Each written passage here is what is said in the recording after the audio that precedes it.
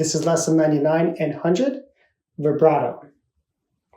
From part 11, advanced techniques, vibrato trills, harmonics, tremolo, tuning, left-hand picks, and double stop and chords. This lesson will solely focus on vibrato. So before we dig into the details, let's just listen to a vibrato. So here's a note with no vibrato, and here's a note with vibrato. You notice how the note with vibrato is a lot warmer, and I will explain why we love to use vibrato and why we perceive it as warmer and richer, right? But just be mindful that as we learn about vibrato, there's two things that we can change. We can change how fast it moves. It could be a slow vibrato, it could be a fast vibrato, and it could be a narrow vibrato, or it could be very wide vibrato. Right? So vibrato adds a lot of intensity or a lot of just timbre and color to the music, and it's how fast the vibrato is and how wide it is that we can change. And it's another layer of complexity and change that we can create in the music to express more. So you'll notice that all advanced and professional players and violinists use vibrato while playing a shake of the left fingers. There are quite a few reasons why we use vibrato. Number one, it extends the frequency range of a note. So slight changes of pitch up and down around the pitch center uses more frequency. Thus, the richer sound, the richer the sound frequency spectrum. So if we're not sitting in just one note, but we're slightly going up and down, those frequencies are changes, and it's literally a more rich sound. So also vibrato gives life to notes. Although the string vibrates when we play it with the bow, remember that the way we produce sound is we vibrate the string. So there is vibrations of the string. We perceive sound as one tonal pitch. By changing the pitch slightly up and down, since the perceived tone now goes up and down, it feels as though the note is alive. It's constantly changing. Notes without vibrato seem boring. They do not change. And notes with vibrato seem alive. And they're more interesting because the frequency slightly changes. It extends the intensity of intensity of the instrument. We can only play so loud on the violin, but by adding vibrato, we can make the sound more intense. The sound is better. So in other words, the violin has physical limitations of how loud it can sound, but if we add vibrato, we can make it sound more intense. And to an audience member, it will not necessarily, if we measure it, will not be a lot louder, but it will be perceived louder because it's more intense. So vibrato can add great deal of intensity. And then also our hearing is more responsive to a changing tone, right? So the reason we'll like and we'll love vibrato is that it's more interesting to listen to. Right? Now think of an ambulance or a police siren, their pitch is always changing.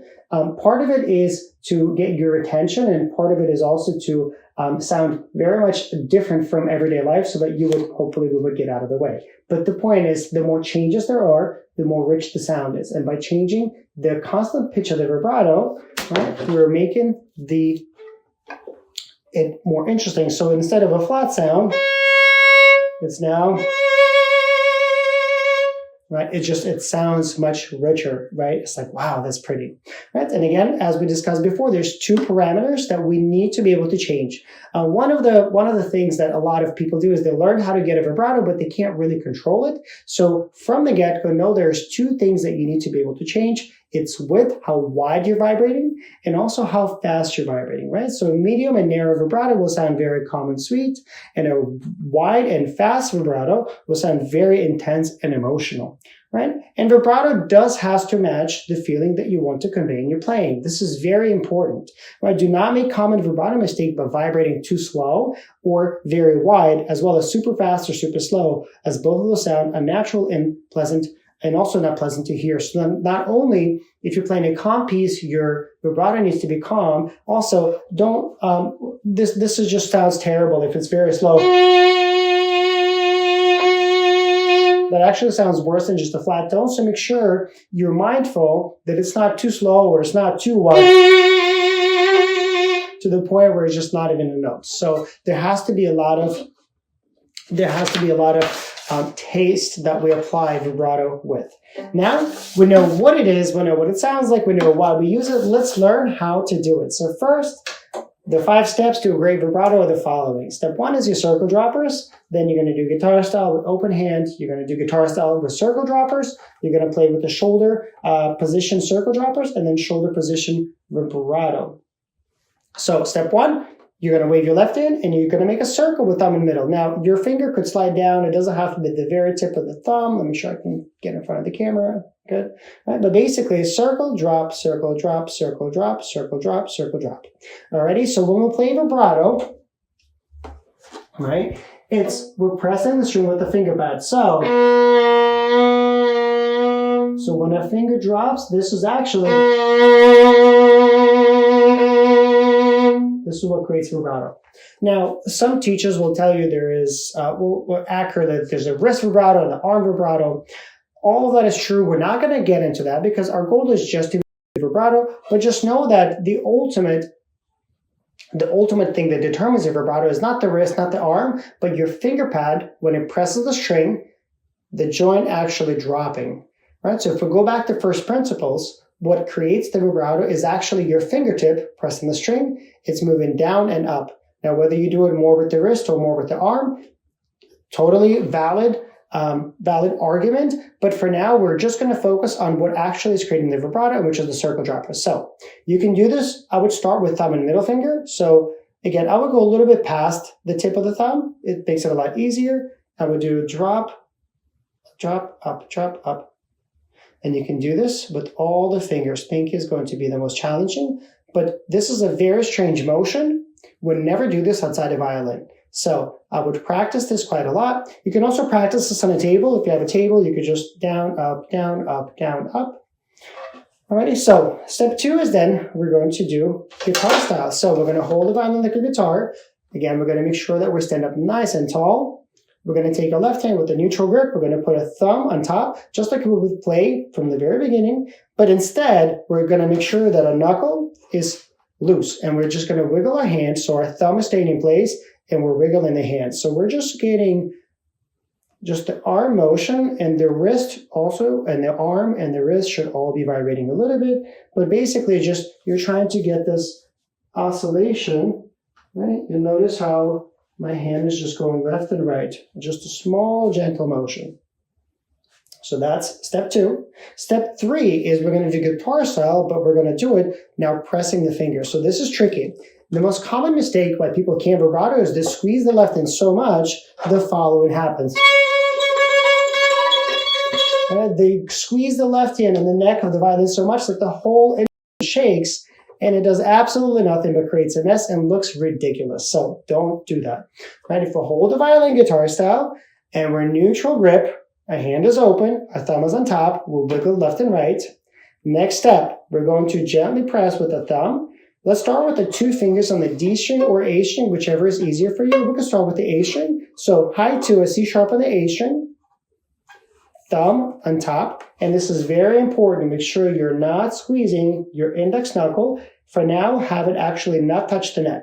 So the idea is that you're going to move your hand like this, and that's going to create the circle drop. So if I'm looking at my left hand, my arm is moving. It's moving it back and forth, and that's making the circle drop. If your finger is sliding around, you're not going to be able to vibrate at all. So your finger has to stay in place, and the drop of the circle is what's going to create the vibrato, not you sliding around. That's not controllable. So find a C sharp.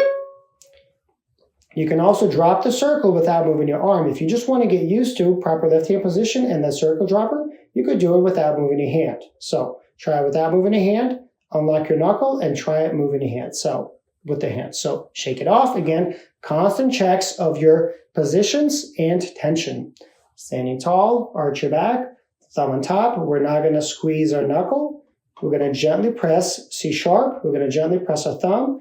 I can see my knuckle is off the neck of the violin. And you notice that little wiggle. And I'm looking at my finger and I can see that the circle is dropping. And the pad of my finger is just gently rocking back and forth just like this. So that's what we want. Okay? So that's step 3 with guitar style. Now step 4 is we're going to do the following. We're going to put the violin on the shoulder. Okay? And we're just, before moving the hand, this is the most difficult step. But before moving the hand, we're just going to do circle drop. without moving the hand. So in other words, we're going to practice this little exercise, circle droppers, without worrying about the hand, the knuckle, anything. We just want to drop the circle. And you should be able to test this with your bow. So if you grab your bow, you should be able to hear this.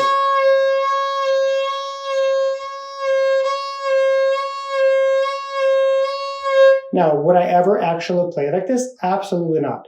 But again, we're trying to learn the motions of the vibrato, which will take some time, so please be patient. You're not going to learn vibrato in just one day. It's going to take time, right? But again, if you know the steps and you go through them, I think in a couple of weeks, you actually should be able to develop a pretty decent vibrato where you can control it. So again, good posture, relax. We're bringing a hand up. I'm not squeezing anything. I have really good left hand position. My fingers are curved. I have C sharp on the A string. I'm just going to drop the circle while I play with the bow.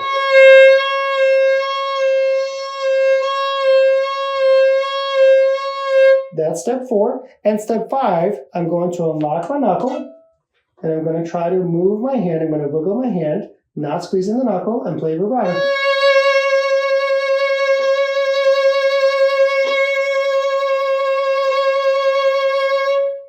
Okay, so what is the most common problem with not being able to play vibrato? As we discussed, excessive tension between the left thumb and index knuckle in the left hand, where you hold the neck of the violin. So to play vibrato, the fingertip must drop down and deviate from its tonal center. To do this at proper speeds, the hand must move back and forth. By excessively squeezing the neck of the violin with the left hand, you are restricting left hand motion, thus not allowing your finger and hand to play with vibrato. Right? So most common mistake is we clamp with our thumb and knuckle and the hand can't move. So that's why most people can't do vibrato. So make sure you watch your knuckle and there's a little bit of space. You can touch, but it needs to be able to freely move, right? So if there's no space between the knuckle and the neck of your violin, that's bad. And good if there's a little bit of space or it's barely touching, or at least your hand can move. Right? Although there are different ways to produce vibrato during the beginning stages, just focus on fingertip dropping the circle at fingers first joint. As you get more experience, you can practice with hand versus arm vibrato using both motions and different amounts. For now, just focus on your finger tip. So again, don't stress yourself with, oh, what kind of vibrato am I doing? That is a valid thing to do and worry about later. For now, just get the motion that creates the actual vibrato, and that is the circle droppers with a small motion of the hand. Okay, so our rule is vibrato formula is speed and width. All right, so by practicing changing the speed and width separately, start with a narrow vibrato and increase slowly and make it wider. Keep the speed the same, right? Start slow with a medium vibrato and slowly increase the speed. Keep the width the same. You must be able to change the speed and the width of your vibrato so as to match the mood of the piece. So if I played a really intense, crazy, when I played this one vibrato, it would sound a little nuts. Right? That is not proper musicianship. So your vibrato needs to match the type of music you're playing and its mood.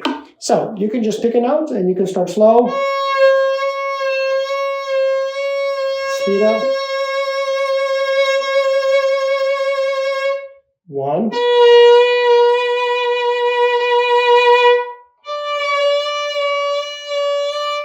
Right? And you can also then, to make it a little bit more interesting, you could try to play, let's say a D scale with just a medium speed narrow vibrato and like a mezzo piano.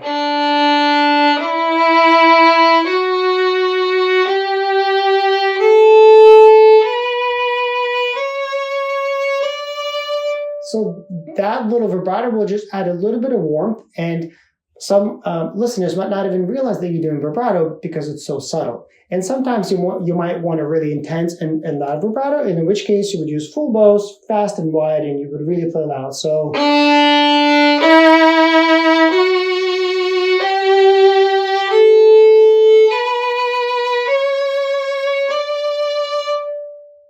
All right, I hope you found this helpful. Vibrato is a very difficult, very advanced skill. If you feel frustrated or it's taking you a long time, please be patient. Go back and just keep doing those 5 lessons over and over again. And this was a huge reason why I keep harping on being able to just be aware. Are you tense? Are you squeezing? your fingertips should always be strong, but the rest of your body should be nice and loose. Part of that was to make sure that you can do things like shifting and vibrato. If you're very tense, you're not going to be able to do either well. So make sure that you're aware of your muscle tension and it's not excessive, and your hands can move. Thank you for watching. Next lesson, we'll talk about trills and other fun grace notes and embellishments. Thanks for watching. See you next lesson.